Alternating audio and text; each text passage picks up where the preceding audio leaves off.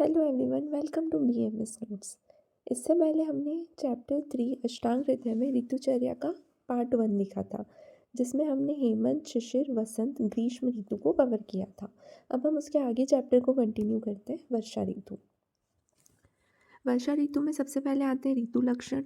ऋतु लक्षण कैसे होंगे? बहुत बेसिक है। बारिश के सीज़न में कैसी ऋतु होती है? वाष्पयुक्त वायु होती है, मतलब जो हवा चलती है उसमें मॉइस्चर होता है। आकाश मेघाच्छन्न रहता है। आकाश मतलब जो आसमान रहता है उसमें बादल रहते हैं। तेज़ वर्षा होती है। शारीरिक लक्षण कैसे होंगे? आदान काल से, मतलब शिशिर, वसंत, ग्रीष्म में आदान काल था। अब वर्षा, शरद, हेमंत में लास्ट में क्या आ जाएगा? विसर्ग काल स्टार्ट हो जाएगा। तो अब यहाँ से विसर्ग काल स्टार्ट हुआ है, तो आदान काल से शरीर कमज़ोर होगा, अग्नि भी कमज़ोर होगी। उसके बाद वर्षा ऋतु में वात आदि दोष से और ज़्यादा कमज़ोर हो जाता है। ठीक है, हमने देखा था ग्रीष्म और वर्षा में सबसे हीन बल होता है, सबसे कम बल होता है। अब धीरे धीरे विसर्ग काल में क्रमशः बल की वृद्धि होगी। वर्षा, शरद और फिर हेमंत, इसमें बल की वृद्धि होगी धीरे धीरे। अब देखो, एक बहुत इंपॉर्टेंट बात मैं बता रही हूँ। हमने दोषों का संचय, प्रकोप और शमन कौन सी ऋतु में क्या होता है ये हमने देखा, पढ़ा। उसमें हमने देखा कि वर्षा ऋतु में वात दोष का प्रकोप होता है। वर्षा ऋतु में वात दोष का प्रकोप होता है, लेकिन त्रिदोष प्रकोपक ऋतु भी वर्षा ऋतु होती है। अगर तुमसे पूछा जाए त्रिदोष प्रकोपक ऋतु मतलब ऐसी ऋतु जिसमें तीनों दोष प्रकोपित हो रहे हैं, तो वो वर्षा ऋतु ही होगी। ठीक है। और अगर पूछा जाए वात प्रकोपित, मतलब वात दोष प्रकोपित ऋतु कौन सी है जिसमें वात दोष प्रकोपित होता है, तो वो भी वर्षा ऋतु है। लेकिन त्रिदोष प्रकोपित में भी वर्षा आता है। तो वर्षा ऋतु में वात आदि दोष, मतलब वात पित्त कफ तीनों की बात चल रही है। अब कैसे तीनों प्रकोपित होंगे, उसका क्या रीज़न है? तो कभी तुमने देखा होगा कि जब तवा जो रहता है, हम खाना बनाते हैं, रोटी बनाते हैं, तो तवे को अगर हम गरम गरम करें और उसके ऊपर पानी छिड़क दें, तो कैसे आवाज़ आती है और धुआं उठने लगता है ना? तो वैसे ही इससे पहले ग्रीष्म ऋतु थी, बहुत तेज़ गर्मी थी, तो सूरज की उष्णता की वजह से जो भूमि थी वो तप गई थी। जो ज़मीन है वो बहुत ज़्यादा तप गई थी, गर्म हो गई थी। और उस पर अब बारिश पड़ी है, तो क्या निकलेगी? गरम गरम भाप निकलेगी, है ना? जैसे तवे पर हम गरम तवे पर पानी डालेंगे तो कैसे धुआं सा निकलता है, आवाज़ होती है।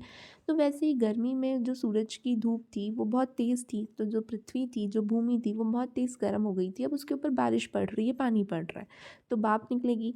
तो उससे पित्त और कफ प्रकोपित होंगे। उससे कौन से दो दोष प्रकोपित होंगे? पित्त और कफ। फिर बारिश बहुत तेज़ पड़ती है, बारिश वर्षा ऋतु में, तो वात और कफ प्रकोपित होंगे। और जल की अम्लता से, मतलब एसिड ड्रेन होती है, तो उससे वात और पित्त प्रकोपित होंगे। तो इस तरीके से तीनों दोष वात पित्त कफ प्रकोपित होते हैं। उसके बाद तीनों दोष प्रकोपित होते हैं तो दोषवर्धक आहार विहार का सेवन नहीं करना है। कैसा आहार लेना है? अम्ल और लवण रस युक्त आहार का सेवन करना है, गुण स्निग्ध। इसमें क्या एग्जाम्पल्स आएंगे? वात और क्लेद नाशक आहार लेना है, मतलब जो वात और क्लेद का नाश करे ऐसा आहार लेना है। पुराने शाली चावल, गोधूम और यव का प्रयोग करना है। गोधूम मतलब गेहूँ, यव मतलब जौ, इनका प्रयोग करना है। संस्कृत यूष रस का यूज़ करना है। अब संस्कृत यूष मतलब क्या होता है? संस्कृत मतलब अग्नि से संस्कृत। ठीक है, मतलब अग्नि पर पकाकर। जनरली क्या होता है, बारिश में हर चीज़ बहुत जल्दी ख़राब होती है, सड़ने लगती है। क्यों सड़ने लगती है? क्लेद की वजह से। क्लेद मतलब मॉइस्चर की वजह से फंगल, जो फंगस है वो ग्रो कर जाता है हर चीज़ में, खाने की, पीने की, कपड़ों पे, हर जगह फंगस फंगस जो है वो ग्रो करता है क्लेद की वजह से। तो हमें जो खाना पीना है ना, उसे अच्छे से संस्कार करके उसका यूज़ करना है। संस्कार मतलब अच्छे से पका कर, गर्म करके उसको यूज़ करना है। जल को उबाल कर पीना है, मतलब जो पानी है उसको बॉईल करके पीना है। पुराने आसव, अरिष्ट, मद्विक, इनका सेवन करना है, मतलब जो मद्य होती है उनको पुराने मद्य का सेवन करना है। जल और भोजन में शहद मिलाकर पीना है। ठीक है, शहद मिलाने से क्या होगा? उसकी क्लेदता नष्ट होगी, तो खाना अच्छा रहेगा। विहार में मैंने बताया त्रिदोष प्रकोपित ऋतु होती है वर्षा, मतलब वात पित्त कफ तीनों प्रकोपित होंगे तो सारी चीज़ें कर सकते हैं। वमन, विरेचन, वस्ती, मतलब कफ का, पित्त का और वात का, तीनों का ट्रीटमेंट करेंगे। उत्साधन और धूमपान करेंगे। अगरू का लेप करेंगे। जो अगरू है वो कैसा होगा? उष्ण होता है, उसका लेप करेंगे। आर्द्रता मतलब जो मॉइस्चर है, शीत ठंडा, वर्षा मतलब बारिश का जो पानी है, मच्छर छिपकली चूहों से रहित स्थान पर निवास करेंगे। स्नान करके सुगंध एवं माला का धारण करेंगे, मतलब नहा कर अच्छे से परफ्यूम वर्फ्यूम लगा कर निकलना है, क्योंकि बारिश के टाइम पे हर जगह सीलन हो जाती है, क्लेथ की वजह से हर हर जगह कपड़ों से स्मेल आने लगती है। तो सुगंध को धारण करना है, परफ्यूम वगैरह लगाना है, ठीक है। शुभ और स्वच्छ वस्त्रों का धारण करना है।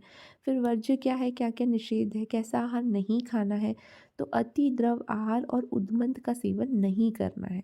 उद्मंद मतलब मैंने पहले बताया है, जल और शर्करा मिश्रित सत्तू।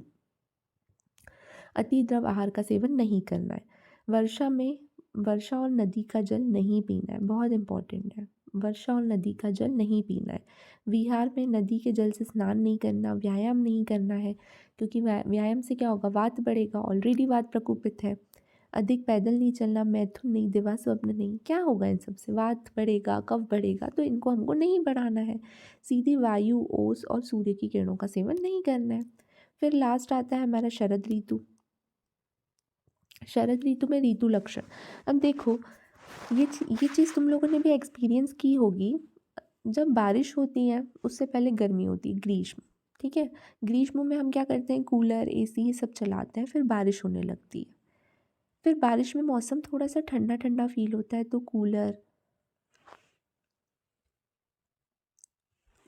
पंखे वगैरह हम कूलर पंखे वगैरह हम यूज़ करना बंद कर देते हैं। फिर जब बारिश ख़त्म होती है ना, तो अक्टूबर सितंबर अक्टूबर में क्या होता है, वापस से गर्मी होने लगती है, वापस से लोगों के घर कूलर पंखे एसी वगैरह चालू हो जाते हैं। उसके बाद धीरे धीरे सर्दियाँ स्टार्ट होती हैं, तो वापस बंद होते हैं। तो शरद ऋतु वही वाला टाइम है, एकदम बारिश के बाद वाला। तो बारिश के बाद हमें वापस से क्या होती है, गर्मी फील होती है। वो क्यों होती है, देखो, वातावरण और आकाश स्वच्छ होता है। अब इससे पहले बारिश में कैसा था, जो आकाश था वो मेघाच्छन्न था, बादल थे, तो सूरज की किरणें नहीं आ रही थी हम तक, तो हमें मौसम ठंडा ठंडा लग रहा था, धूप वूप नहीं निकल रही थी, मौसम ठंडा था। अब वापस से जो आकाश है वो स्वच्छ हो गया, मतलब जो आसमान है वो क्लियर हो गया, तो सूरज की जो किरणें हैं, जो धूप है, वो डायरेक्टली हम पे आने लगी, तो वापस से हमें गरम गरम फील होता है। सूर्य की सीधी किरणें पृथ्वी पर पड़ती हैं। शरीर की स्थिति कैसी होगी, वर्षा और शीत के अनुकूल हुए शरीर में अचानक सूर्य की गर्मी से संचित पित्त कुपित हो जाता है। अब बारिश थी, मौसम ठंडा था, तो इससे हमारी जो बॉडी थी वो एकदम यूज्ड टू हो गई थी, ठीक है, हमें आदत हो गई थी वैसे मौसम की। अब अचानक से जो आसमान है, आकाश है, वो क्लियर हो गया, स्वच्छ हो गया, तो सूरज की किरणें पड़ने लग गई। तो अब इससे क्या हो गया, जो पित्त जो संचित था वो प्रकुपित हो गया और ज़्यादा बढ़ गया। अब इसमें आहार कैसा लेंगे, शरद ऋतु में पित्त प्रकोपित होता है, तो मधुर तिक्त कषाय रस वाले आहार का सेवन करेंगे, क्योंकि ये शीतल रस होते हैं, पित्त शामक रस होते हैं। गुड़ शीत और लघु, एग्जाम्पल शाली और साठी चावल, गोधूम यव मुदक मतलब गेहूँ जौ मूंग, इनका सेवन करना है। परवल आमलकी शर्करा, जांगल पशु पक्षियों के मांस का सेवन, तिक्त द्रव्यों से सिद्ध घृत का प्रयोग करेंगे। जो घृत होता है वो पित्त शामक होता है, और उसको और तिक्त द्रव्यों से सिद्ध कर देंगे तो वो और अच्छा पित्त शामक हो जाएगा। दुग्ध और इक्षु, इनसे बने पदार्थों का सेवन करेंगे। हंसोदक का प्रयोग करेंगे। यहाँ से क्वेश्चन डेफिनेटली पूछा जाता है, हंसोदक प्रयोग कौन सी ऋतु में होता है, तो शरद ऋतु में होता है, ठीक है। अब ये क्या होता है, इसको आगे देखते हैं। सीधुपान करेंगे, एक प्रकार का मद्य है। विहार में क्या करना है, विरेचन और रक्त मोक्षण, ठीक है, क्योंकि पित्त प्रकोपित है तो क्या करेंगे, विरेचन और रक्त मोक्षण, पित्त की चिकित्सा। लघु और स्वच्छ वस्त्रों के वस्त्र धारण करेंगे, क्योंकि अब गर्मी पड़ने लग गई है हमें, तो हम क्लीन और हल्के फुल्के कपड़े पहनेंगे। खस की माला और लेप का प्रयोग करेंगे। ठंडी औषधि होती है तो इसका प्रयोग करेंगे। चंद्रमा की शीतल किरणों का सेवन करेंगे, और जलाशय में तैरना स्नान करना ये सब करेंगे। इससे पहले वर्षा ऋतु में ये सब नहीं कर रहे थे। बारिश का पानी, नदी का पानी नहाना उससे, ठीक है, नदियों में जाना ये सब मना था, वर्ज्य था, लेकिन अब शरद ऋतु में कर सकते हैं। वर्ज्य क्या है, इसमें कैसा आहार नहीं लेना है, पित्त प्रकोपित है तो ऐसा आहार विहार नहीं करेंगे जिससे और पित्त बढ़ जाए। तो बहुत ज़्यादा भोजन नहीं करना है, मतलब बहुत ज़्यादा खाना नहीं खाना है। तेल वसा का प्रयोग नहीं करना है। मध्य, दधी, क्षार सेवन ये सब पित्त को बढ़ाने वाले होते हैं, तो इनका सेवन नहीं करना है। तीक्ष्ण अम्ल पदार्थों का सेवन नहीं करना है, मतलब बहुत ज़्यादा खट्टी चीज़ों का सेवन नहीं करना है, क्योंकि उससे भी क्या होगा, फिर पित्त बढ़ जाएगा। विहार में क्या क्या नहीं करना है, धूप का सेवन नहीं करना है, गर्मी बढ़ेगी और ज़्यादा होगी। पूर्वी वायु ओस का सेवन, दिवा स्वप्न, रात्रि जागरण, ये सब नहीं करना है। अब इसके बाद आ जाओ हंसोदक पे। बहुत बहुत बहुत इम्पॉर्टेंट श्लोक है ये याद करना है सभी को, ठीक है, बहुत इम्पॉर्टेंट है। और ये वाला श्लोक थोड़ा टफ लगेगा, मैं जानती हूँ कि हाँ बहुत बड़ा है, 3-4 लाइन्स का है, लेकिन बहुत इम्पॉर्टेंट है, पूछा जाता है, इसलिए मैं बोल रही हूँ। तो एकदम मैंडेटरी है, इस श्लोक को रट लेना, बहुत इम्पॉर्टेंट है और ये आगे भी काम आएगा। तो क्या अब है श्लोक, तप्तम तप्ताम शुकिरणे शीतम शीताम शुष्य में भी। इसका मतलब जो, देखो, अगर मैं पानी को बॉईल करूँ, गरम करूँ, फिर उसको रख दूँ, फिर वो नॉर्मल टेम्परेचर पे आ जाए, फिर से उसको बॉईल करूँ, फिर वो नॉर्मल टेम्परेचर पे आ जाए, फिर से उसको बॉईल करूँ, तो अगर मैं उसको ऐसा करती रहूँ तो वो उतना ही अच्छा हो जाएगा ना पानी, ठीक है, मतलब वो उतना अच्छा हो जाएगा, क्योंकि मैं उसको बार बार बॉईल कर रही हूँ, फिर ठंडा कर रही हूँ, फिर बॉईल हो रहा है, फिर ठंडा हो रहा है, तो वो उतना अच्छा हो जाएगा और वो उतनी उसकी क्वालिटी बढ़ जाती है। तो वैसे ही शरद ऋतु में क्या होता है, दिन में तो बहुत तेज़ गर्मी होती है सूरज की किरणों की वजह से, तो दिन में सूरज की किरणों से जो जल होता है, ठीक है, जो भी लेक होते हैं, नदियाँ होती हैं, उनका जो जल होता है वो दिन में सूरज की किरणों से तप जाता है। तप्तम तप्ताम शुकिरणे शीतम शीताम शुष्य में भी। और रात में चंद्रमा की किरणों से ठंडा हो जाता है, ठीक है। समता दप्य अहोरात्र अगस्त्योदय निर्विशम। और फिर क्या होता है, जो सूरज और चंद्रमा की किरणें होती हैं उनसे सुसेवित होता है, मतलब सूरज की किरणों को का भी सेवन कर रहा है अच्छे से, और चंद्रमा की किरणों का भी अच्छे से सेवन कर रहा है। अगस्त्य तारा के उदय हो जाने से, अगस्त्य तारा एक तारा होता है, उसका उदय होता है शरद ऋतु में।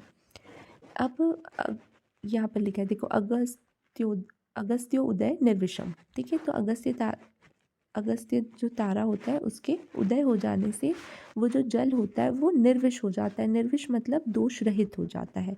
शुचि हंसोदकम नाम निर्मलम मलजीजलम। शुचि मतलब एकदम पवित्र, निर्मल, दोषनाशक जल जो होता है उसी को हम हंसोदक नाम बोलते हैं, उसी को हम हंसोदक बोलते हैं। मतलब ऐसा पानी जो दिन में सूरज की किरणों से तप रहा है, रात को चंद्रमा की किरणों से ठंडा हो रहा है, दोनों की किरणें, सूरज और चंद्रमा की किरणों से सुसेवित है, मतलब अच्छे से सूरज की किरणों का भी सेवन किया है और रात को चंद्रमा की किरणों का भी सेवन किया है। अगस्त्य तारा के उदय हो जाने से निर्विष हो गया है, अगस्त्य तारा के उदय हो जाने से निर्विष मतलब दोष रहित हो गया है। शुचि है, शुचि मतलब होता है पवित्र है, निर्मल है और दोषनाशक है। ऐसे जल को हम हंसोदक बोलते हैं। न अभिष्यंदी न वा रुक्षम, ऐसा जो जल होता है वो अभिष्यंद कारक नहीं होता और ना ही रुक्ष होता है।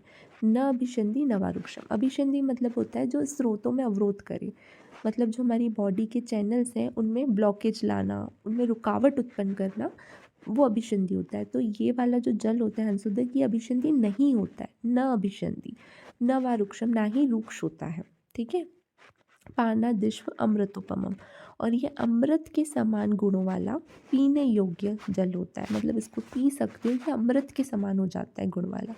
शरद पूर्णिमा के दिन हम खीर बनाते हैं, उसको चंद्रमा की किरणों से सुसेवित करके पीते हैं। तो ये सारी चीज़ें जो होती हैं अगस्त्य तारा के उदय हो जाने से निर्विष होती है, मतलब दोष रहित होती है, तो इसलिए शरद पूर्णिमा मनाते हैं हम।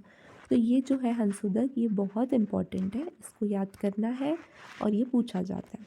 उसके बाद यहाँ पे आता है अपथ्य। शरद ऋतु में अपथ्य 10 बताए हैं, कितने, 10, और 10 के 10 ही बहुत इम्पॉर्टेंट है, याद करना है। देखो, पूरी ऋतुचर्या में पार्ट 1 पहला जो वीडियो था उसमें मैंने कोई भी श्लोक इम्पॉर्टेंट नहीं बताया, और अभी मैं सिर्फ 2 ही श्लोक बता रही हूँ जो याद करने बहुत ज़रूरी है। तो पूरे चैप्टर में ये 2 श्लोक हैं जो पूछे जाते हैं और याद करना है। तो शरद ऋतु में निषेध मतलब क्या चीज़ें नहीं करनी है, वर्ज्य 10 चीज़ें बताइए। इनको अगर श्लोक याद कर लोगे तो ज़्यादा अच्छा है, क्योंकि भूलोगे नहीं। तो सबसे पहले आता है तुषार। तुषार मतलब होता है ओस का सेवन। क्षार, क्षार पदार्थ। सोहित्य मतलब पेट भर के खाना खाना। तो तुषार, क्षार, सोहित्यम। दधी, तेल, वसा, तपान। दही, तेल, वसा, वसा मतलब जो स्नेह होता है, और तपान मतलब तेज़ धूप, तो इनका सेवन नहीं करना है। तुषार, तुषार शार सोहित्य दधि तेल वसा तपान। तीक्ष्ण मद मतलब जो तेज़, जो तीक्ष्ण मध्य होती है उसका सेवन नहीं करना है। दिवा स्वप्न दिन में नहीं सोना है। और पूर्ववातान मतलब पूरब से बहने वाली जो वायु होती है, मतलब पूरब दिशा से जो वायु आती है उसका सेवन नहीं करना है। परित्यजित नहीं करना है। तो ये 10 चीज़ें हैं जो याद करनी है। उसके बाद आता है ये संक्षिप्त ऋतुचर्या, उसके बाद ये इंपॉर्टेंट नहीं, उसके बाद लास्ट में आता है ऋतु संधि, बहुत इंपॉर्टेंट है, यहाँ पर भी शॉर्ट नोट पूछा जाता है। तो ऋतु संधि, संधि मतलब होता है किन्हीं भी दो चीज़ों का मिलना। ऋतु संधि मतलब दो ऋतुओं का आपस में मिलना। अब देखो, पहले आती है शिशिर, फिर वसंत, फिर ग्रीष्म, वर्षा, शरद, हेमंत। तो जब शिशिर ऋतु स्टार्ट हुई तो शिशिर ऋतु के लास्ट का एक वीक, शिशिर ऋतु के लास्ट का एक वीक, और उसके बाद कौन सी आएगी, वसंत। तो वसंत ऋतु के स्टार्टिंग का फर्स्ट वीक, ठीक है, मतलब उसका लास्ट वीक और उसका फर्स्ट वीक। अब ये जो टाइम होता है ना, जो ये 15 दिन होते हैं, इसको ऋतु संधि बोलते हैं, ठीक है। तो मतलब जो पहली ऋतु है, प्रथम ऋतु का अंतिम सप्ताह, लास्ट वीक, और आने वाली ऋतु का प्रथम सप्ताह मतलब फर्स्ट वीक, इसको हम ऋतु संधि बोलते हैं। अब ये क्यों इम्पोर्टेंट है, इसमें हमें क्या करना है, देखो हमने शिशिर ऋतुचर्या में जैसी आहार विहार क्या करना है क्या नहीं करना है पढ़ा, अब हम उसको फॉलो कर रहे हैं, 2 महीने हमने उसको फॉलो किया। फिर अब वसंत ऋतु में अलग चीज़ें हैं, अलग आहार विहार है और अलग चीज़ें निषेध है, अब हमको उसको फॉलो करना है। तो ऐसा नहीं करना है कि आज शिशिर ऋतु का लास्ट डे है, अब कल से हम पूरा अपना डाइट प्लान रूटीन सब कुछ चेंज कर देंगे। अगर हम ऐसा करेंगे तो हमें बहुत सारे रोग उत्पन्न हो जाएंगे, क्योंकि हमारी बॉडी एकदम यूज्ड टू नहीं हुई है ना अभी उन चीज़ों से, सडनली चेंजेस नहीं एक्सेप्ट कर पाएगी हमारी बॉडी। तो हमें क्या करना है, जो पहली ऋतु है उसके जो लास्ट का एक वीक है ना, उसमें हमें धीरे धीरे करके वो वाली ऋतु के आहार विहार को खाना छोड़ना है और दूसरी ऋतु के आहार विहार को खाना स्टार्ट करना है। मतलब अभी हम शिशिर ऋतु में 100% शिशिर ऋतु को फॉलो कर रहे थे। अब जब ऋतु संधि का टाइम होगा, ये जो 15 दिन होंगे, मतलब जो शिशिर ऋतु का लास्ट का एक वीक और वसंत का स्टार्टिंग का एक वीक, जो ये 15 दिन होंगे, इसमें हमें क्या करना है, 90% शिशिर ऋतु का खाना है, 10% खाना है वसंत ऋतु का। फिर इसको 80 करना है, इसको 20 करना है, फिर इसको 70 करना है, इसको 30 करना है, फिर ये हो जाएगा 50-50, ठीक है। फिर क्या करना है, इसको 40, इसको 60, फिर इसको 30, इसको 70, मतलब ये वाली ऋतु को हमको धीरे धीरे बढ़ाना है, वसंत ऋतु को, जो आने वाली ऋतु है, और जो ऋतु चली गई शिशिर ऋतु, शिशिर ऋतु, इसको हमें धीरे धीरे कम करना है और वसंत को धीरे धीरे बढ़ाना है। इस तरीके से हमें क्या करना है, क्रमशः मतलब क्रम के साथ धीरे धीरे अपनी डाइट को चेंज करना है, ठीक है। तो दो ऋतुओं को जो मिलना होता है, दो ऋतुओं का जो जुड़ना या मिलना होता है, उसको ऋतु संधि बोलते हैं। ये कौन से दिन होते हैं, 15 दिन, प्रथम ऋतु का अंतिम सप्ताह और आने वाली ऋतु का प्रथम सप्ताह, ये जो 15 दिन का समय होता है इसको ऋतु संधि बोलते हैं। इसमें हमें पहले वाली जो ऋतु है, मतलब जो शिशिर ऋतु है समझ लो, तो शिशिर ऋतु का जो चर्या है, जो भी आहार विहार हम कर रहे हैं, जो भी हम फॉलो कर रहे हैं, उसको धीरे धीरे छोड़ना है, क्रमशः मतलब क्रम से, स्लो स्लो उसको छोड़ना है और आने वाली ऋतु की चर्या का अभ्यास प्रारंभ करना है।